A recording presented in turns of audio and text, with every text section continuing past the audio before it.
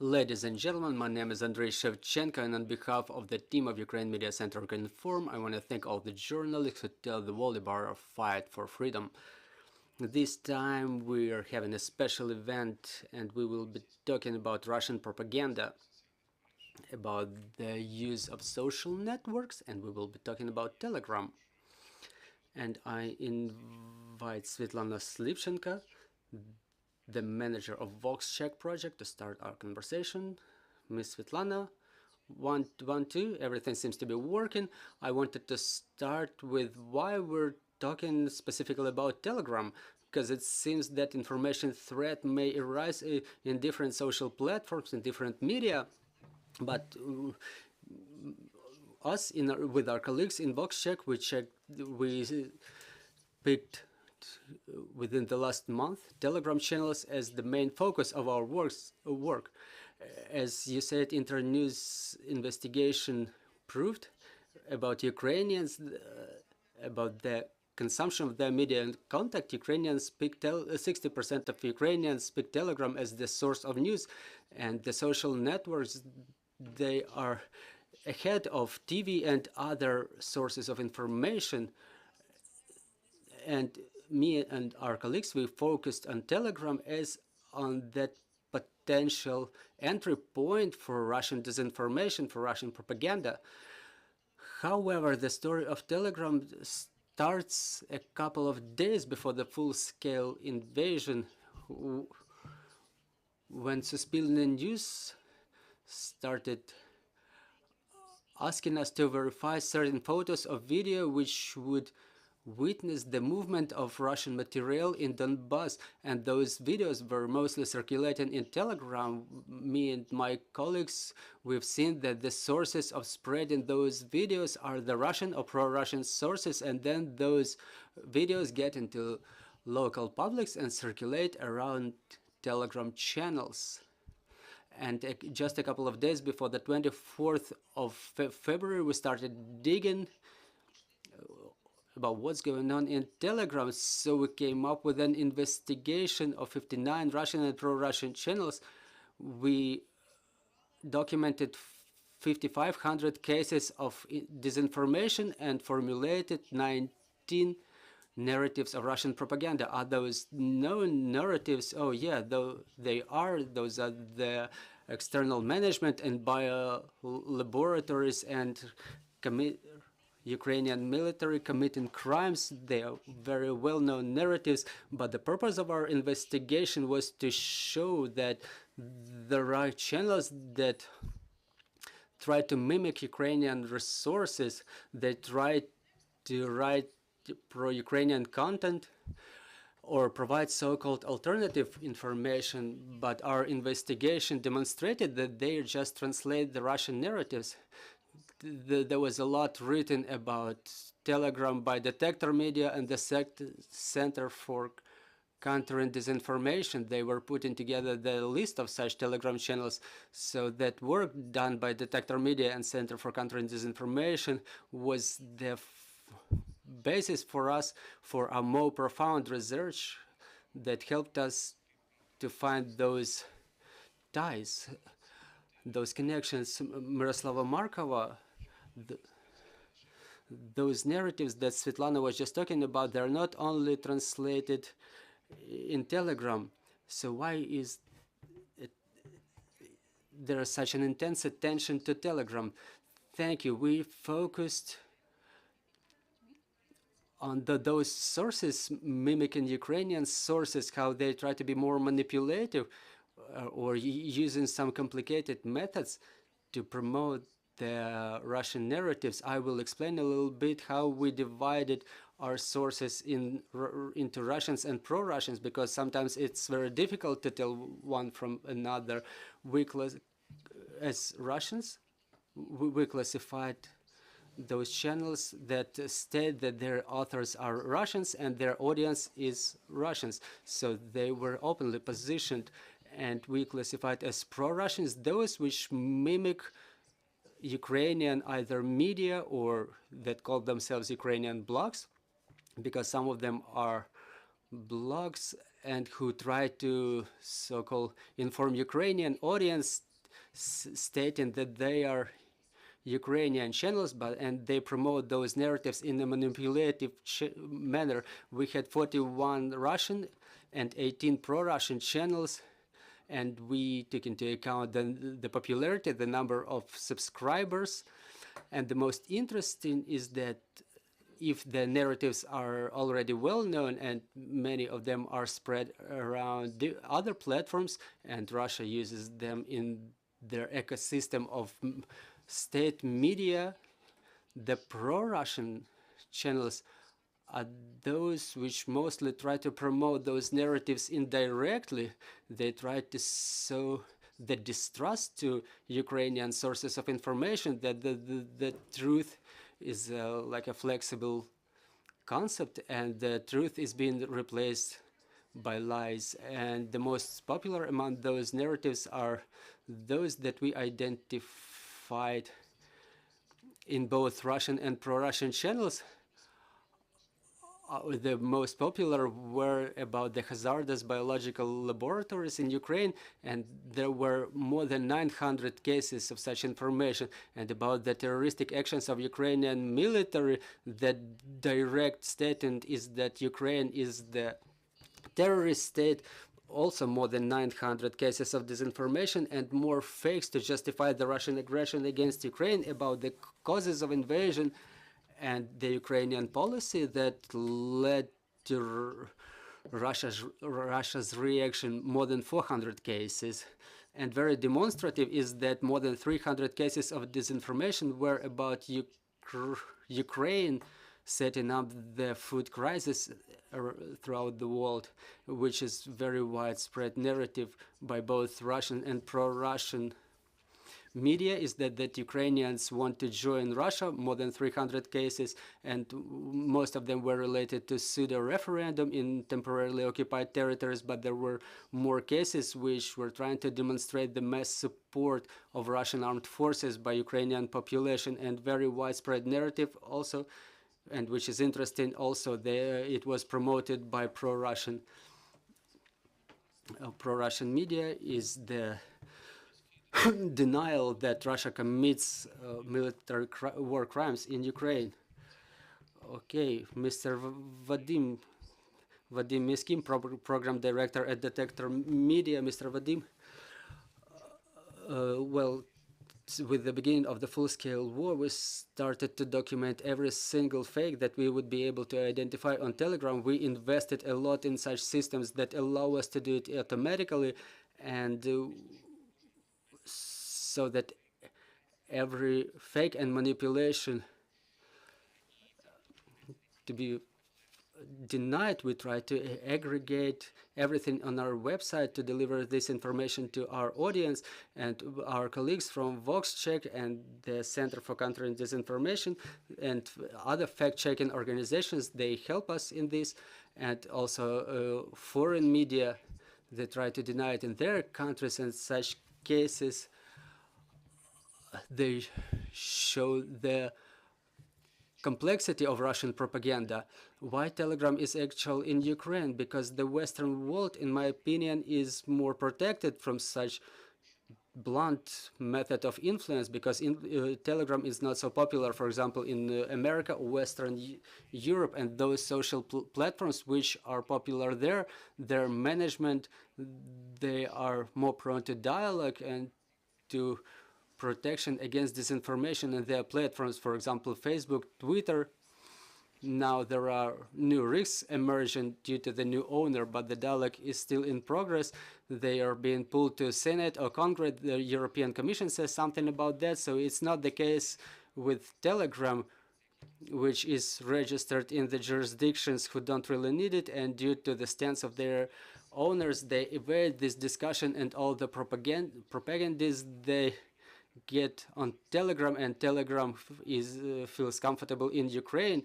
And during this critical moment, when there is a certain breaking point in the media consumption habits, now that the usual sources of information get in the background, now Telegram is in the first place, so it's very actual for us. Well, I will add just one last thing, that since the beginning of the war, we documented that Russia invests a lot of resources in there. Russia created a network of hyper-local channels aimed at the occupied territories that they were planning to occupy. We identified such network. For example, the channel which was called Eavesdropped in Bucha, so they were planning to occupy Bucha, and they created channel for Bucha and Vasilkiv. So where those operations were successful, those channels, they remain some factor of influence. So, but we understand that obviously nobody in Bucha reads it. We also remember there was a list of channels published by SBU, and then based on that, based on our list that we put together in the spring last year for the forecast of the newly occupied territories, we promulgated a list of Russian and pro-Russian channels, about 300 of them. We analyzed the narratives in more detail there, but based on those narratives which were circulating within certain time, we identified 300 channels like those, and it's far from end. And the work in those areas is very important because it lets us put the puzzle together. Ms. Vorotyntseva is a senior analyst of the Countering Disinformation Center at the NSDC. We have heard a lot of information so far for the government to draw some conclusions. I will add that, of course, government bodies are also taking advantage of the Telegram channels to draw some information and inform the Ukrainian population. What your take on that would be? To begin with, I would add the message that the number of these channels are limitless. We cannot encounter and calculate all of them, dozens of thousands of people working on them, including AI, a lot of developed software.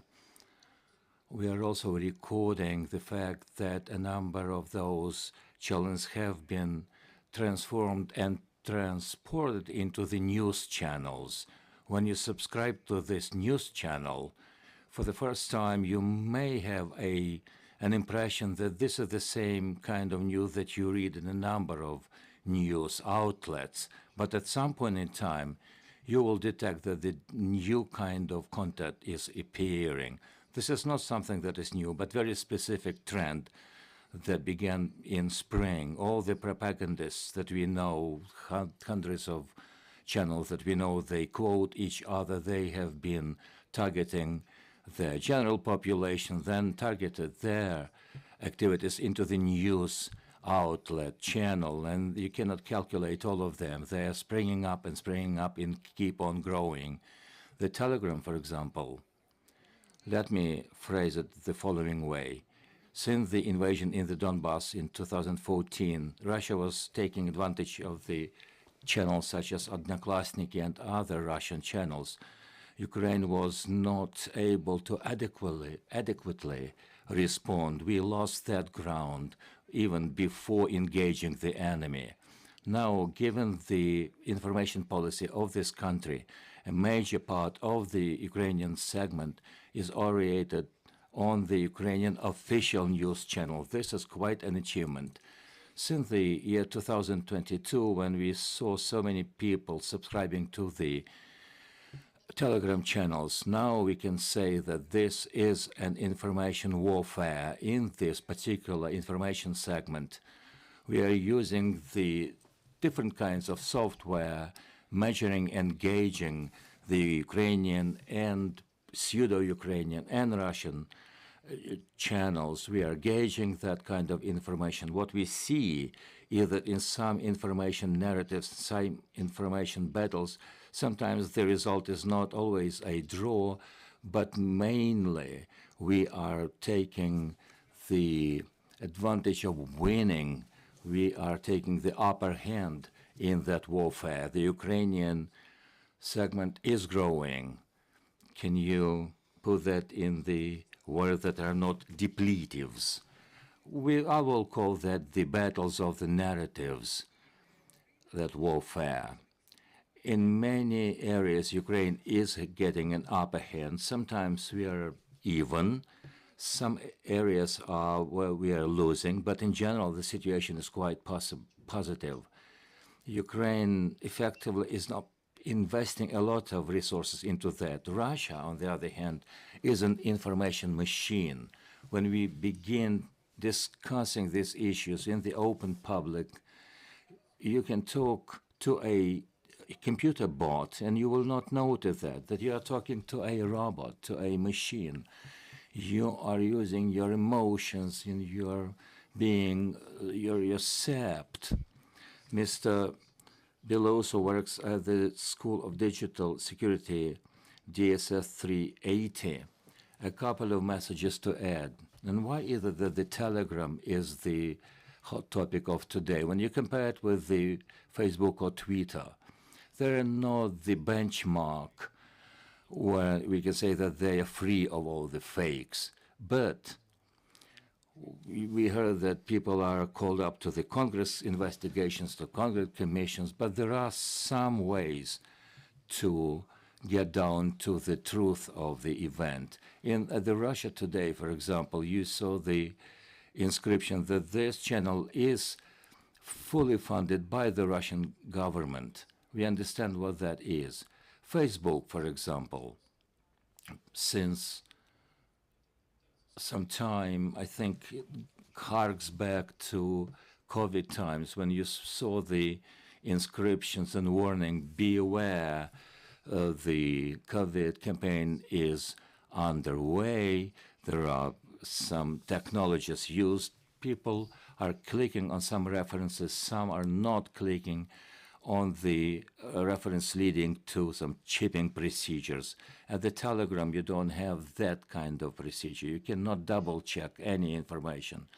If you spread the information on the Facebook, a link, then Facebook will inform you that this domain has been registered a month ago or a decade ago. That gives you some kind of assurances as to whether this source of information should be trusted. The other source of verification can be the number of subscribers, leading to some conditions of verification. That's one thing. The other component is that the Telegram, apart from the fact that people are using different kinds of messengers as a way to inform their relatives and their loved ones, it takes only one click away from the general channels of information. They're integrated, they're interwoven. So the second point is that the Telegram as a tool is very useful, given the fact that you can monitor information, analyze information, spread information. As my colleagues have suggested, they're monitoring the narratives from outside, but there are people who are creating such narratives, and they are very good at making sure that they know who their audiences are. They're well aware that this message goes down good. This message doesn't get so much subscriptions. This one is not working at all. In the Facebook, messages are blocked very fast. In the Twitter, and this is relatively speaking, there are some tools, including the fact that when a person is blocked, he or she is able to set up a new account, but they will not be able to contact you. You can check that box that this person is blocked, and all their accounts will be unavailable to them in terms of getting through to you. That's the way it's working. Questions from the floor? Maria Ganchar, Ukrinform. I have a question to the representative of the NSDC. Are you developing the methods of countering Russian propaganda? How can you keep track of that, and how can you refute their messages? The Counter Disinformation Center is working on that. Over the last year, we blocked more than 100 channels including the Russian well-known channels. We are working with a number of bodies, and we seem to be very good. Not that all our requests are satisfied when we are arguing very good, and we know and get the message across what is harmful in that particular channel. Our requests are met. We are also working with the international corporations, news media, and news outlets. Over the last month, we identified 300 channels that mimic the European channels. If, for example, you are a German speaker or a Spanish speaker, and you look for some kinds of news, you find a site that looks like a real, authentic news media outlet written in a very good Spanish or German. But if you keep reading that particular channel, you will see everything, every narrative that Russia is pushing, the Nazis, the fact that Ukrainian women who are depriving their husbands of their legal wives and children, all this trash is being promoted. This is what we are working at. If you have something to add about the YouTube, that would be a very good point. More questions? If there are no questions, I will spring in. One of my colleagues in the Western outlet published an information about what's going at the Nord Stream 2. And they referenced the fact that the Russian reconnaissance and subversive groups were working in Europe. What I thought of is that these Russian groups do not communicate with each other except one channel, the Telegram channel. What's your take on that, whether the Telegram has become a very effective means of Russian communication? There are some signs that we cannot either refute or approve, that there are signs that Telegram is completely reliable or is not controlled by the Russian FSB. Theoretically speaking, if otherwise has not been proven, then it's a positive answer. One of the messengers that we are using, by default, they're using the anti-encryption when all the messages are encoded and are kept on your smartphone. And this is done by default, something that is not working on the Telegram channel by default. The chats that we are using are synchronized with the server of the Telegram, and some mode they are kept. What kind of mode of keeping that information is something we don't know. The Telegram claims that they are the open source technology, and they can tell you and open the information, but they will not let you know what the way the server is working, since this is a commercial secret.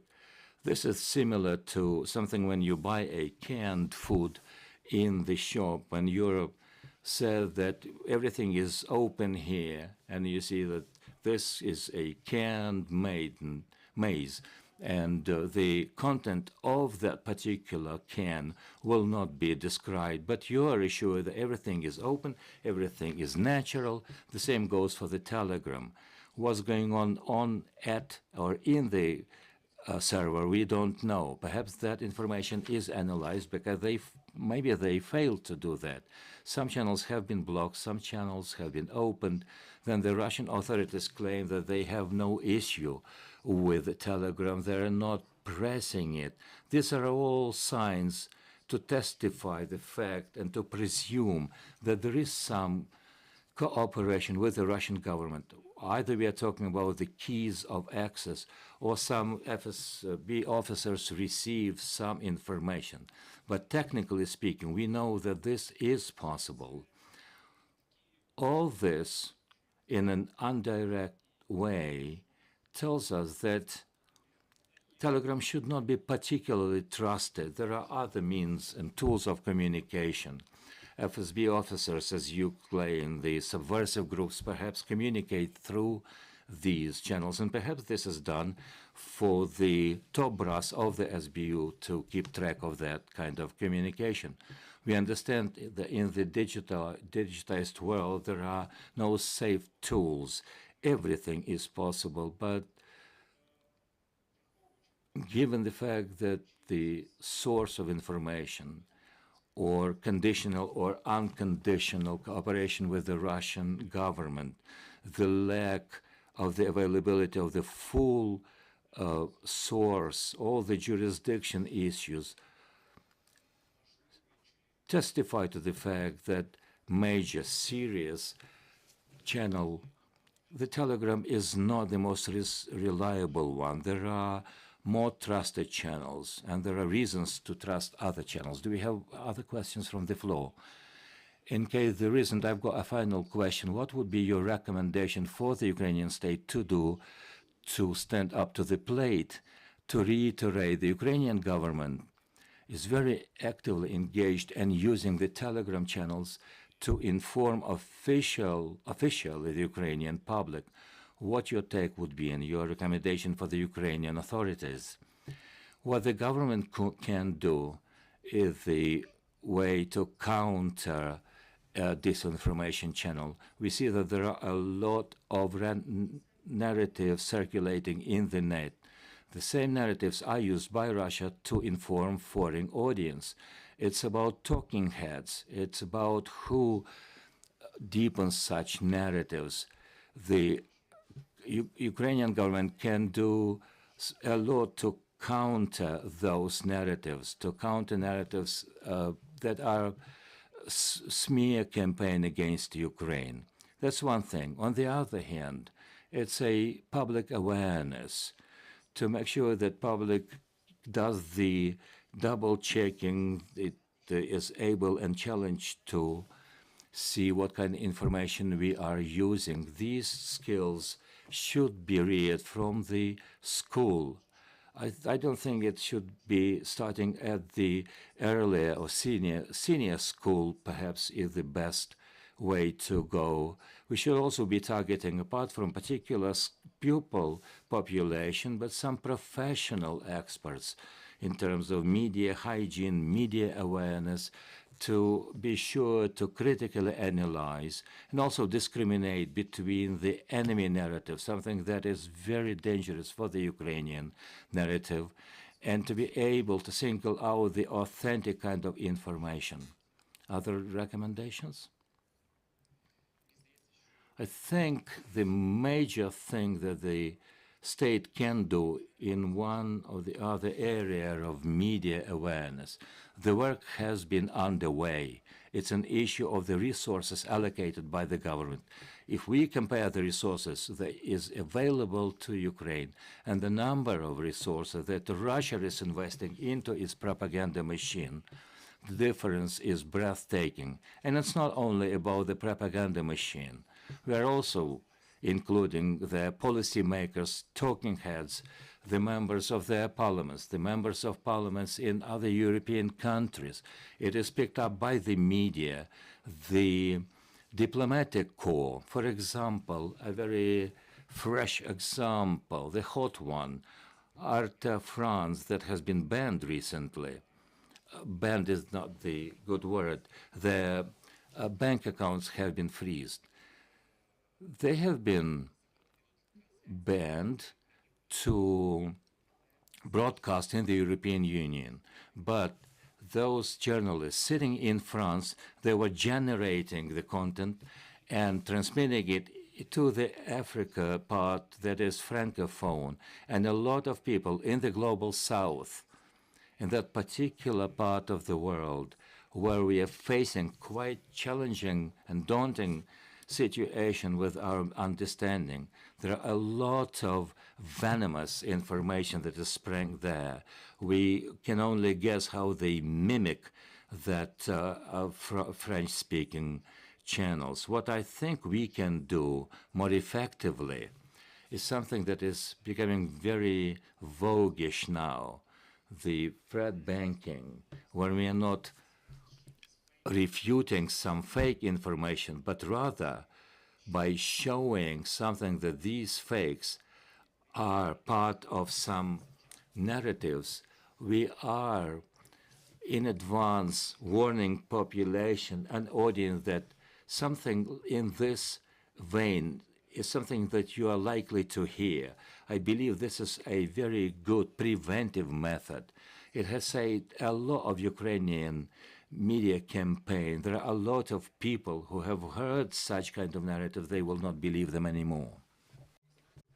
I will add just a couple of words.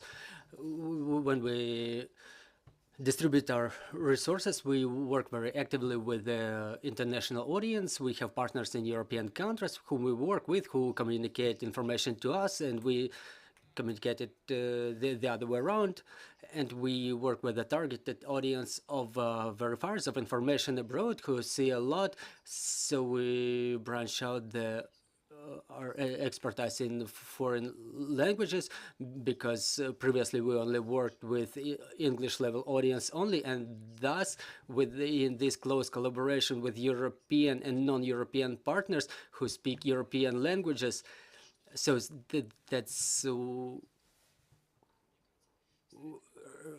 that's was related to European projects, and we segment our efforts in Ukraine too, and talking to average citizens who don't have such professional information as we do in terms of consumption of the news of the media sources. So we tell them to trust only to the verified sources of information, any news sources, any news channels, any gossips, insights. If you see any insight, well, you know, even my mom remembers it. So when she sees something like that, it means that it's something, another legitimate right in front of her. Pavlo, Belousov, Vadym Miskyi, Maryna Vorotyntseva, Myroslava Markova, Svitlana Slipchenko. Thank you for this conversation. We were talking about Russian propaganda and use of social platforms and Telegram. Thank you for all the information you've shared. I invite everybody to follow the announcements of Media Center Ukraine. In 17 minutes, we will have a meeting with the deputy head of the president office, Yaroslav Shurma. Stand with Ukraine. Дізнався дуже багато нового. Так, а що ви рекомендуєте?